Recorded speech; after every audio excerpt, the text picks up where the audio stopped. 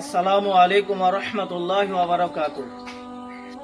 আমরা ইয়ার আগে একটা ভিডিও বানিয়ে আপলোড করেছিলাম, আর ওই ভিডিওতে আমরা দেখিয়েছিলাম যে মসজিদে কিভাবে সুন্নত মোতাবেক প্রবেশ করতে হয়, অর্থাৎ সুন্নত অনুযায়ী মসজিদে কিভাবে ঢুকতে হয় সেটা আমরা দেখিয়েছিলাম।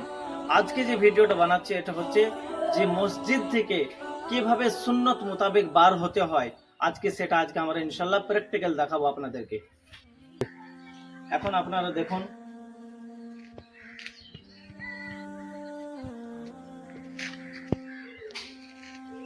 এটা সুন্নত মোতাবেক হয়নি।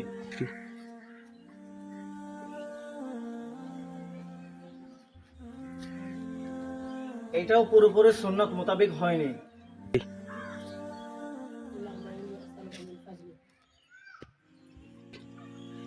এটাও সুন্নত মোতাবেক হয়নি।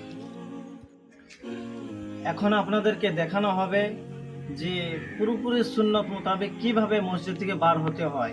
এতক্ষণ ধরে যা দেখলেন, কেউ একটা সুন্নত আদায় করেছে, কেউ একটাও করে নাই। এখন যেটা দেখবেন যে মসজিদ থেকে বার হওয়ার সুন্নত হচ্ছে 5টি। সবকটা ইনশাল্লাহ এখন দেখাবো আপনাদেরকে।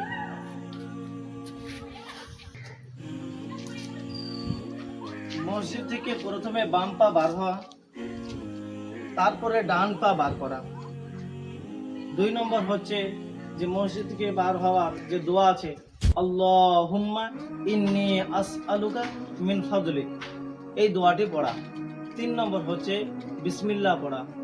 4 নম্বর হচ্ছে আসসালাতু ওয়াসসালামু আলা রাসূলিল্লাহ, এই দরুদটি পড়া।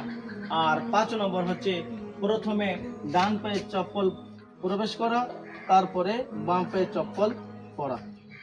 এই কটি হচ্ছে মসজিদ থেকে বার হওয়ার সুন্নত সমূহ।